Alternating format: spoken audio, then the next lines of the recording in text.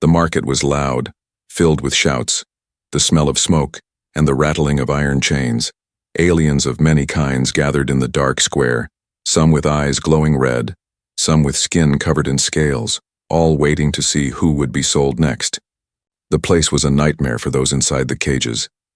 At the center stood the girl, small, thin, her skin pale blue with faint silver lines glowing across her arms. Her wrists were bound by heavy iron cuffs, and her legs shook as the auction master pulled her forward. The crowd jeered, their voices rising like a storm. Some shouted for blood, some for torture, others laughed as if she was not a person at all, only a thing to be played with. She kept her head down, her long hair hiding her face. She had learned not to make eye contact. Eyes meant challenge, and challenge meant pain. The scars across her back told the story. Every scar was a memory she wished she could forget. Every scar whispered that hope was foolish. The auction master raised his voice. "A rare one," he shouted. "Strong bloodline, young, untouched, a prize for any owner." His words twisted like knives. The crowd roared. Bidding started. Numbers shouted higher and higher. Her heart pounded. She knew what came after this. She had seen it many times. Slaves taken away, never returning, cries fading into silence. And then, quietly, slowly, a human walked into the market. He was older, his hair streaked with gray, his clothing was plain, his boots dusty from travel. He looked nothing like the cruel faces in the crowd. His eyes scanned the stage, calm, steady, but sharp like steel. His presence drew whispers. Humans did not come here often, and when they did, it was never for mercy. The girl lifted her eyes just for a second. She expected to see hunger or cruelty, but his gaze was different. She could not understand it. It made her heart race in a strange way, not from fear but confusion. Who was this man? Why did he stand so still while others shouted? The auction master laughed, pointing at him. "You, human, do you come to buy a toy, or perhaps to test your courage? This one will scream well under the lash." The crowd cheered, hungry for the show. The girl trembled. She knew the words. She had heard them all before. The man said nothing. He simply lifted one hand, calm and sure, and named a price. The market fell silent. The number was higher than the rest. No one expected a human to bid so much. The auction master blinked, then laughed again. "You pay this much for her. Old fool, do you even know what you buy?" Another alien shouted a higher price, his voice full of anger. The man did not flinch, his eyes narrowed, and he raised the bid again, stronger, higher. The crowd gasped, murmurs spread, some shook their heads, calling him mad. The girl's chest tightened. She wanted to scream. "Don't," she thought. "Don't waste your money. You don't know what I am. I am broken. I am worthless." But no sound left her mouth. She was too afraid. The auction dragged longer, voices rising and falling, but each time someone shouted, the man raised the price higher.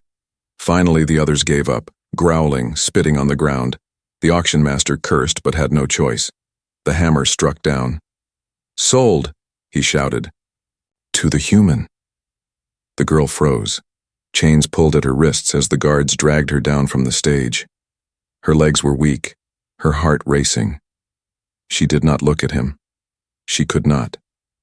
In her mind, she repeated the same thought. Now it begins. Now the pain begins. But when she was pushed toward him, something strange happened. The man did not grab her roughly. He did not laugh or smile with cruelty. He simply nodded at the guards, paid his credits, and placed a cloak gently over her shoulders. The cloak was warm, too warm for someone meant to be tortured. Her mind screamed that this was a trick, a game before the suffering. The crowd booed, angry that there would be no show, no screams, no blood.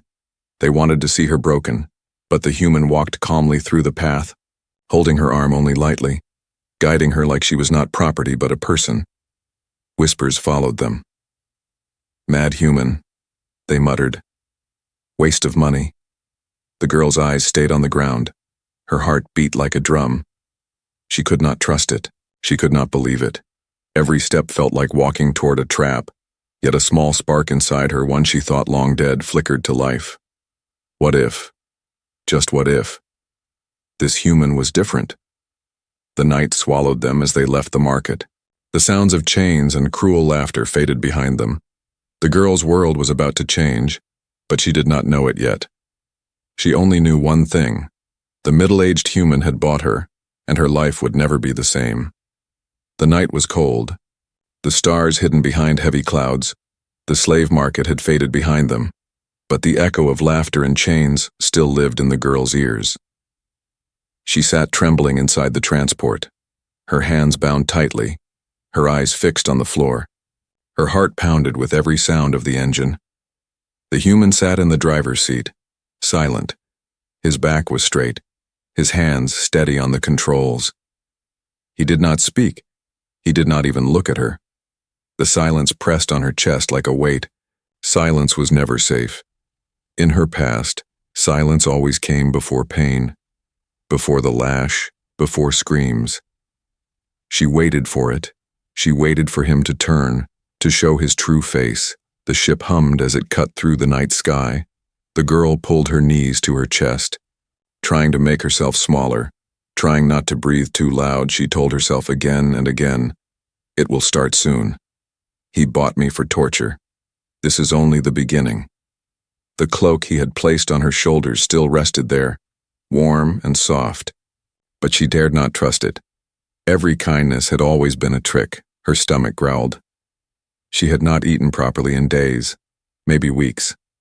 Hunger burned in her belly, yet she clenched her teeth and stayed silent. To ask for food was dangerous. To speak was dangerous. She remembered the punishment of her last master, a whip for every word. Her body still carried those marks. The human reached into a small bag by his side. For a moment she flinched, her body ready for a weapon. But instead, he pulled out something simple, a piece of bread, rough and old, but food. He placed it carefully on the seat beside her, not looking directly at her. Then he returned his hands to the controls, saying nothing. The girl stared at it, her throat ached. Her stomach twisted. She wanted to snatch it, to devour it, but fear froze her. What if it is poisoned, she thought. What if he watches me eat only to laugh when I choke? Her eyes flicked to him, but his face gave nothing away. He drove in silence, his expression calm. Minutes passed, long and heavy. The bread sat there untouched. Her hands shook as she reached for it. Her fingers brushed the crust. She pulled back quickly, afraid he would strike her. But he did not move.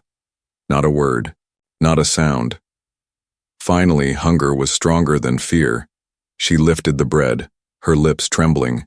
She ate in small bites, expecting pain, expecting laughter, but none came. The human did not even glance at her. Tears stung her eyes. She did not understand.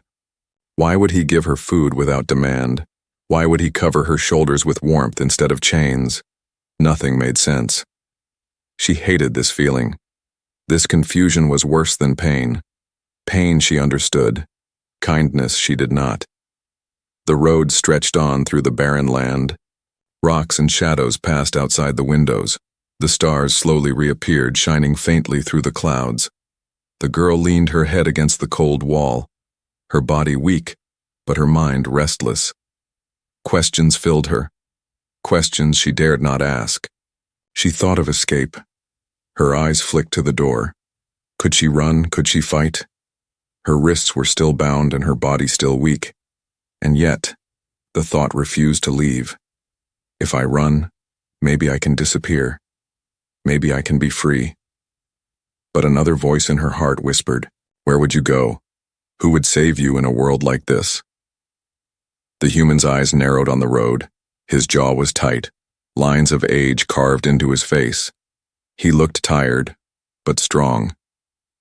She watched him in secret, thinking, why would a man like this waste money on me? His clothes were worn, his boots old. He did not look rich or cruel. He looked human, ordinary, yet nothing about this night was ordinary. Hours passed in silence. The girl shifted, unable to sit still. Her voice cracked when she finally spoke. Why? The word slipped out without her permission, soft as a whisper. Her eyes widened. She covered her mouth, afraid she had doomed herself. The human did not react. His hands stayed steady, his eyes stayed forward. Only after a long silence did he answer, his voice low and calm. Because you needed to be saved.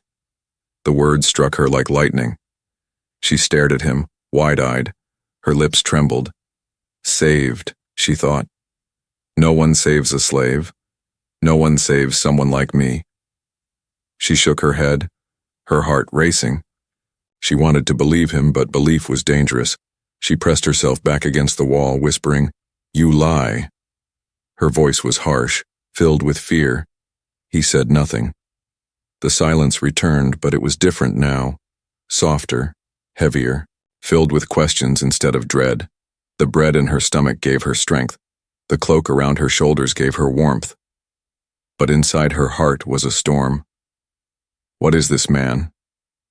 Why is he different? What does he want? She closed her eyes. Holding herself tight, the ride stretched on, silent but filled with tension.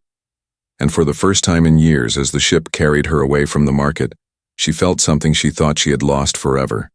A flicker, tiny and fragile, but real. The flicker of hope.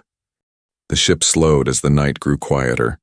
The girl hugged herself, afraid of where the human was taking her. In her mind, she imagined chains, a cell, a room full of sharp tools.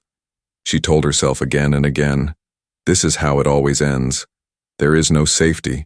Her body was ready for pain, but her heart still fought with confusion. When the ship stopped, the door opened with a hiss. Cold air rushed in. The girl flinched, expecting rough hands to drag her out. But instead, the human stepped down first, his boots crunching against the ground. He turned back and simply held out his hand, his voice calm. Come. She froze. Her legs refused to move, her wrists still bound. She shook her head quickly, whispering, No. Her voice cracked like dry wood, but he did not shout. He did not hit her. He waited, silent, his hand steady in the dim light. After a long moment, her weak body obeyed. She stepped out, her eyes darting around like a hunted animal. The place was not what she expected, not a dungeon, not a pit, but a small shelter hidden between tall cliffs. The walls were made of stone and metal patched together. Warm yellow lights glowed inside, soft and gentle. It looked old, but safe. Smoke rose, faintly from a vent above, carrying the smell of cooked food. Her breath caught. She almost stumbled. This could not be real. A trick, she thought. It is always a trick. The human guided her inside. The door slid shut behind them with a heavy click. The air inside was warm. A fire burned in a small heater. Shadows danced across the walls. The girl froze again. Her eyes darted from corner to corner, looking for whips, looking for cages, but she found only a table, 2 chairs, shelves with supplies, and a bed covered in blankets. Her heart beat faster. This cannot be mine, she thought. Not for me. The human moved calmly. He picked up a small tool and unlocked her cuffs. The chains fell to the ground with a dull sound. The weight gone from her wrists felt strange. Her skin burned where the metal had cut deep. She rubbed them slowly, staring in shock. No one had ever freed her like this. He spoke softly. Sit, pointing at the chair near the fire. His voice had no command, only suggestion. She hesitated, then stepped back, her body pressed to the wall. She shook her head violently. No. You want me weak, you want me to trust, then you will. Her words broke into sobs. The human did not argue. He simply placed a small bowl of warm soup on the table. Steam rose gently, carrying the smell of herbs and meat. Then he set down a cup of water, clear and clean. He stepped back, not forcing her. He only said, Eat when you are ready. Oh, Murray. Girl's chest tightened. She wanted it. Her stomach screamed for it, but fear was louder. She clenched her fists, whispering again and again, Poison, poison, poison. But the human picked up another bowl for himself. He ate slowly, calmly, taking sips of the same soup. He swallowed the same water. Nothing happened. Her legs trembled as she moved forward, step by step, like walking on broken glass. She sat at the edge of the chair, her fingers wrapped around the spoon. She lifted it carefully. Her lips touched the warm broth. The taste spread across her tongue, rich and soft. Tears filled her eyes. She tried to stop them, but they rolled down her cheeks anyway. She ate slowly at first, then faster, as if every bite could be stolen away. The human said nothing. He only watched from the other side of the table, not with hunger, not with cruelty, but with something else she did not understand. When the bowl was empty, her hands shook. She looked at him, whispering, "Why?" It was the same word from the ride, the same word that had haunted her. He only said, "Because you need to heal." The words felt like a blade cutting through her heart. Heal. No one had ever used that word for her. She was property. She was nothing. Healing was not for slaves. Healing was for people. The night stretched on. The human showed her the bed. She refused, shaking her head. "I will sleep on the floor," she said quickly. Her body curled up near the wall like a cornered animal. The bed looked too soft, too kind. She could not trust it. He gave her a blanket anyway, laying it gently beside her. Then he turned off the main light and sat quietly in the chair, his eyes closed, his breathing steady. He did not chain her. He did not lock the door. She stared at him in shock, her body shaking. He left me free, she thought. Why? Why does he not bind me? She stayed awake long into the night, watching him, waiting for the mask to break, waiting for the cruelty to show, but it never came. Only the sound of the fire and the steady breath of the man who had bought her. Her hands clutched the blanket, her heart torn between fear and something new, something small, fragile and impossible. It was the beginning of trust. And as her eyes grew heavy, she realized the truth. The human had not taken her to a prison. He had brought her to a shelter, a place meant for healing, a place she could not yet accept, but one she desperately needed. Morning came slowly. The girl opened her eyes to the sound of birds outside the shelter. For a moment she forgot where she was, the warmth of the blanket, the quiet air. It felt unreal. Then memory struck like fire. She pushed herself up, breathing fast, her body shook. She remembered she was still a slave, still owned. Her chest tightened. The human sat at the table, already awake. He had made a small pot of tea, steam rising. From the cup in his hands, his eyes lifted to her, calm and steady. "You can rest more," he said. His voice was quiet, but the words felt like chains around her chest. Rest. She did not deserve rest. Slaves did not rest. She jumped to her feet, her eyes wild, her body filled with panic. "Stop pretending," she shouted. Her voice cracked. "I know what you want. I know what comes next." Her hands trembled as she grabbed the bowl from the table and threw it. It shattered against the wall. Her breath came heavy. She wanted him to show his cruelty. She wanted the mask to break, because if he stayed kind, she would break instead. The human did not move. His eyes did not narrow. His hands did not rise. He only spoke, slow and steady. "No, one will hurt you here." Her scream cut through the room. "Lies!" she shouted. "You all say the same, you all smile, and then the pain comes, you all promise safety, but you all use chains, you cannot trick me." She grabbed the chair and threw it to the ground. Her body shook as tears ran down her face. "I am not a child, I know what I am broken, I am nothing." Her voice cracked into sobs. Her knees hit the ground. Her hands pulled at her hair. She rocked back and forth, lost in memory. The sounds of the past filled her head. Laughter, the crack of the whip, her own screams, the silence after. The human stood slowly, his boots soft on the floor. He walked to the door. He pressed a button. The lock clicked open. The heavy door swung wide. The morning air rushed inside. He turned back to her, his voice steady. Then leave. The words struck her like a blade. She lifted her head. Her tears blurred her vision. She stared at him, speechless. The open door stood behind him.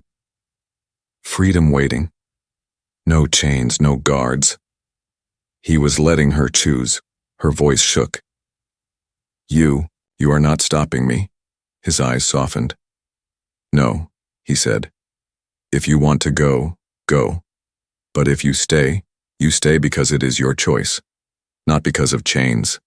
Her body trembled, her heart pounded. This was not how it worked. Slaves did not get choices. Freedom was not given. It was stolen. Her mind screamed, run, run before he changes his mind. But her legs stayed frozen, minutes stretched like hours. The open door called to her. The wind carried the smell of the forest. She could run, vanish, disappear into the world. But then her eyes moved back to the table, the broken bowl still on the ground, the fire still warm, the blanket that had held her through the night. The memory of soup and water, simple kindness. Her voice broke. Why are you doing this? The human looked at her, his eyes full of something she could not name. Because no one gave me the choice once, he said. His voice was quiet, but heavy with pain. I know what it means to lose everything. I will not chain another soul. His words echoed in her chest, heavy and sharp. She looked at him, really looked. He was older, lines carved deep into his face. His eyes carried sorrow like endless weight. He was not a master, he was something else, something broken like her. Her knees weakened. She dropped back to the floor, tears spilling again. She could not step through the open door. Not yet. Her voice was a whisper. I don't trust you. The human nodded. You don't have to, trust takes time. Then he turned away, leaving the door open.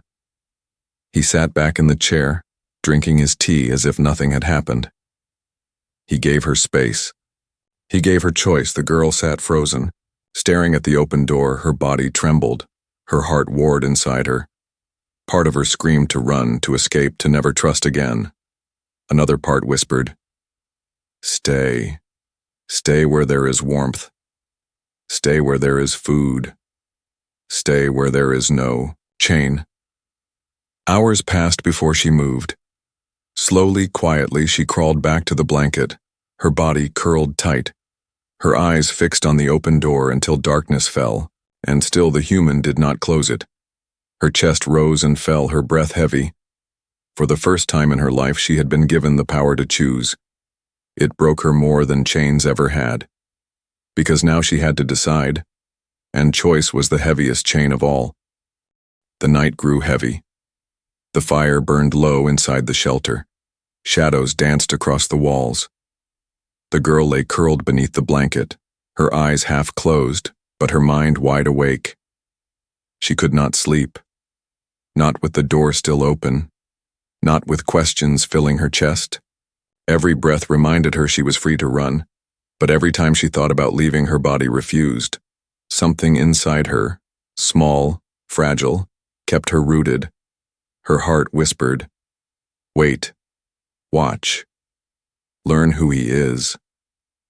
The human sat in his chair, quiet as stone, his hands rested on his knees, his eyes fixed on the flames.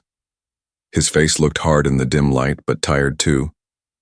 His shoulders slumped as if the world pressed against him. Hours passed. The girl's eyes grew heavier. Then she heard him speak. His voice was low, almost a whisper. She thought at first he was talking to her, but then she realized he was talking to himself. I see her face every night, he said. His voice cracked like dry wood. My daughter, taken by war, stolen from me.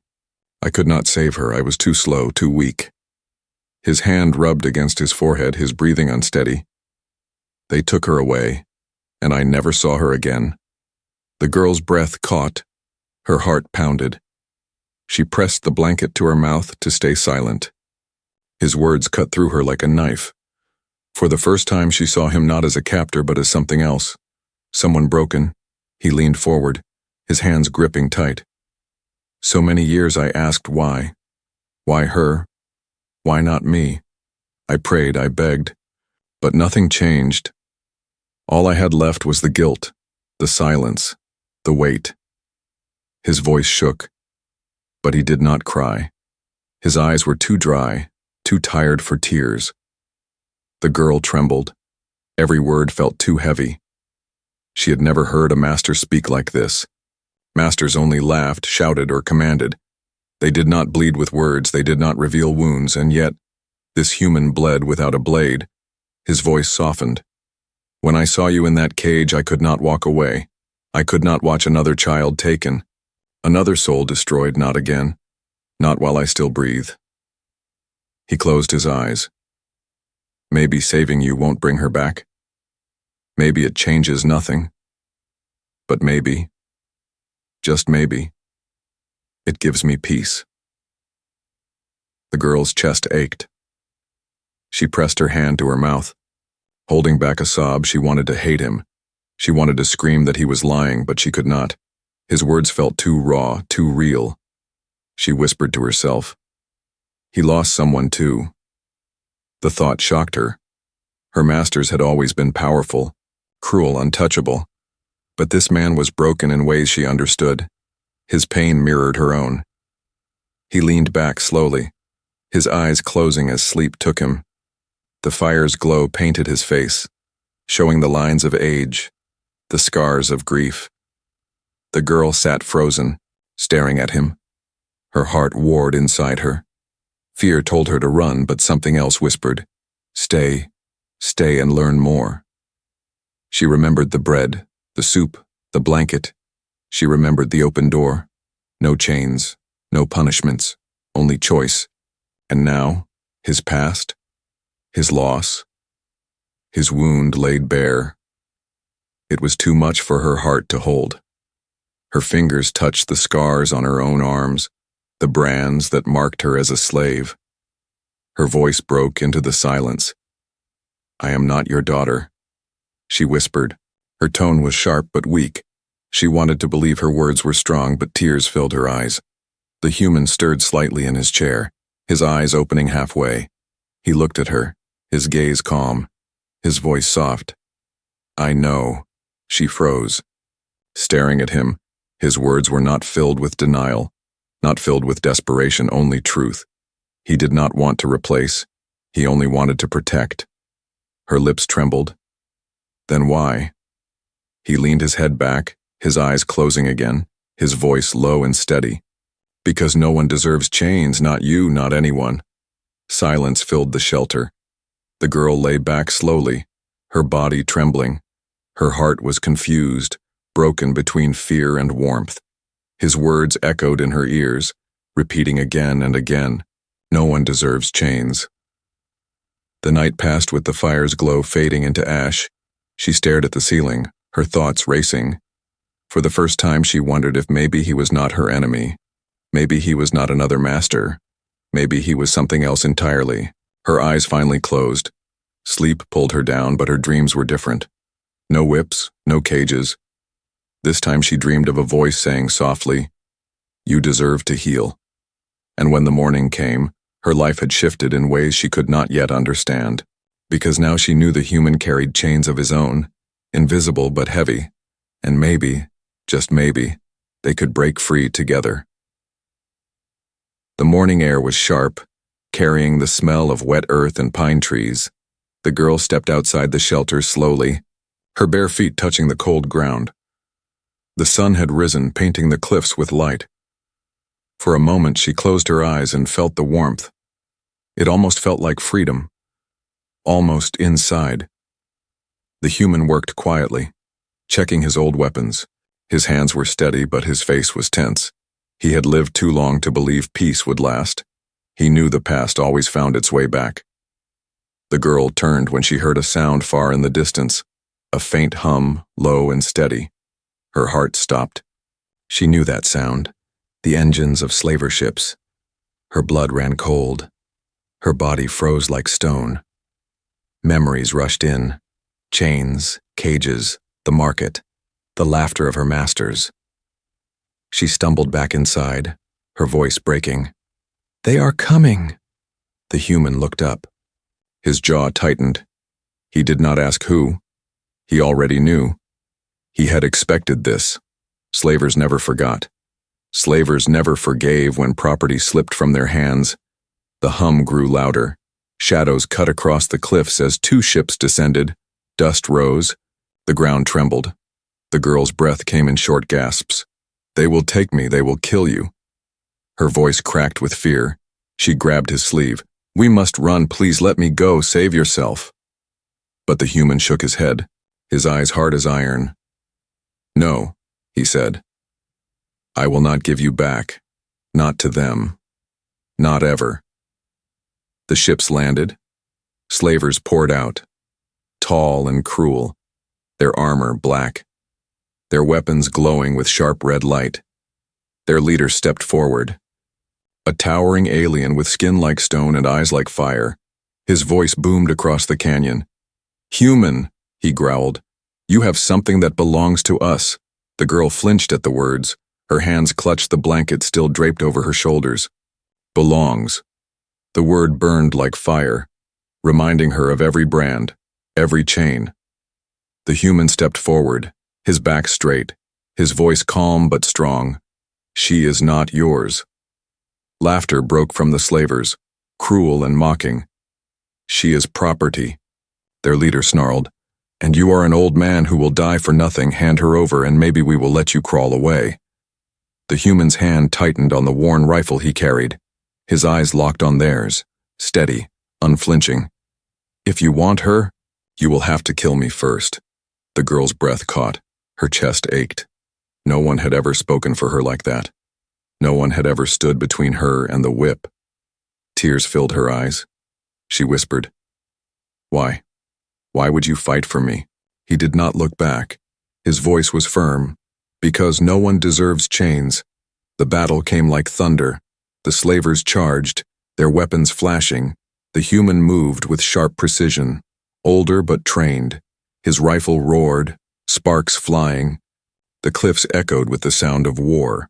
The girl covered her ears, screaming. Fear clawed at her, but her eyes could not look away. He fought with everything. His age showed in his heavy breaths, his slow steps, but his will was unbroken. He dodged. He fired. He struck with desperate strength. One slaver fell, another stumbled. The leader growled, his eyes burning.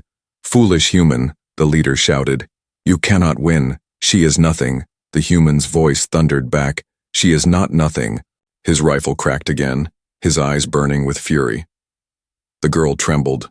Her body screamed to run, to hide, but her heart refused. Something inside her broke open, a storm of emotion. No one had ever fought for her. No one had ever called her. Not nothing. She could not leave him, not now. The battle dragged on, dust filled the air, blood marked the stones. The human staggered, his arm burned by a blast, his legs heavy, yet still he stood. Still he fired. Still he placed himself between her and the slavers.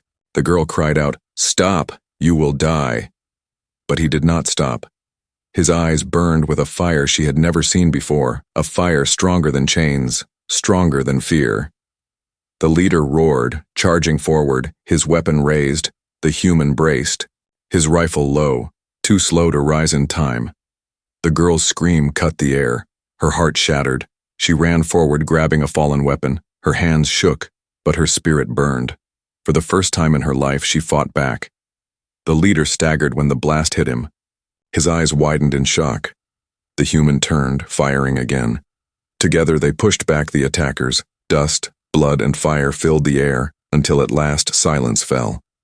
The girl collapsed, her chest heaving, the weapon slipping from her hands. The human dropped to one knee, his breath ragged, his body bruised and bleeding, but his eyes still alive. She crawled to him, tears streaming. Why risk everything for me?" Her voice shook like glass.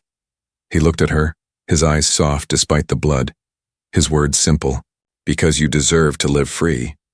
Her heart broke, not with pain, but with something new, something fierce.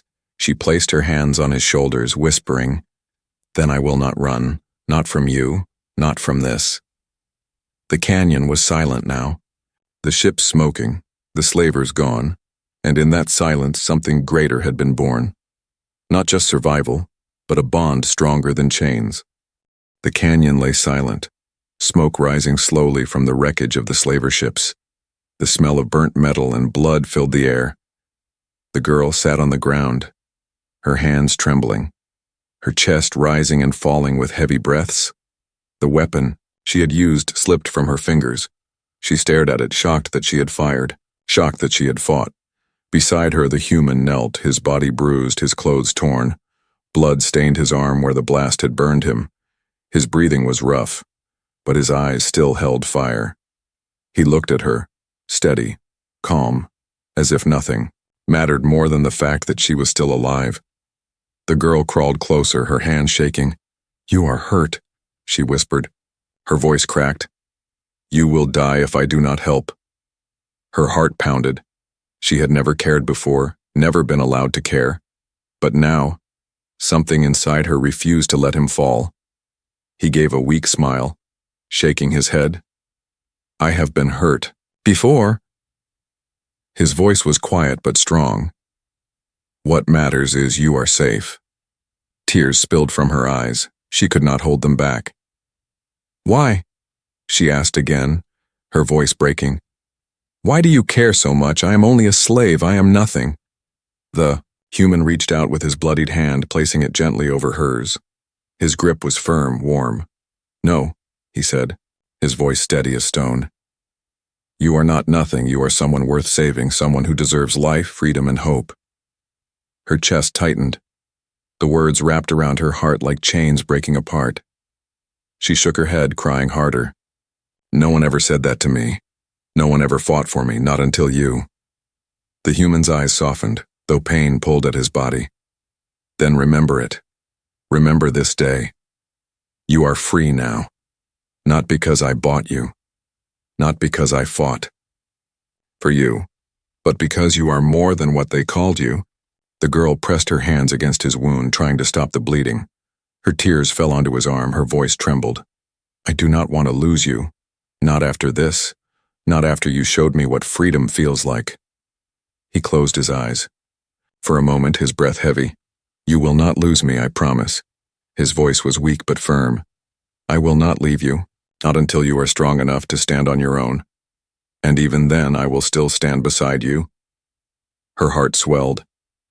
She had never trusted words before. Words had always been lies. But his words carried weight, truth carved from pain. And, for the first time in her life, she wanted to believe. The sky shifted, clouds breaking to reveal the stars above. The night was deep, quiet.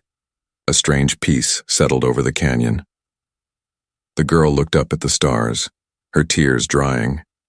She whispered, "All my life I prayed for someone to hear me. I thought no one did, but maybe you were the answer." The human gave a faint smile, his voice low. "Maybe we both were." They moved slowly back toward the shelter. The girl helped him walk, his weight heavy on her small frame. But she did not falter. She held him steady, step by step. For once, she was not being dragged, she was carrying, and that made her stronger. Inside, she laid him on the bed, ignoring his protests. She found water, cloth, and medicine among his supplies. Her hands were clumsy, untrained, but gentle. She cleaned. His wounds wrapped them tight. She worked with care, whispering each time he winced, "I will not let you die." He watched her through half-lidded eyes, his voice soft. "You are braver than you know." Her chest warmed, her lips trembled. She whispered back, "No, I am only brave because of you." The night passed slowly, filled with the crackle of fire and the sound of healing. The girl sat beside him, watching, guarding, refusing to sleep. For the first time, the roles had shifted.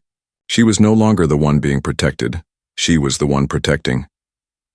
When dawn came, the first light poured through the cracks of the shelter. The human stirred, his eyes opening weakly. The girl was still there, her head resting on the edge of the bed. Her eyes half closed with exhaustion, but her hand gripping his tightly. He smiled faintly, his voice rough but steady. You stayed. She lifted her head, tears filling her eyes again. But this time they were not from fear. I will always stay, she whispered. Her voice carried strength now, a strength she never knew she had. He looked at her, his eyes soft. Then your life is no longer theirs. It is yours. Take it, live it, make it worth something. Her heart swelled. She nodded slowly, whispering, I will, because you gave me the chance.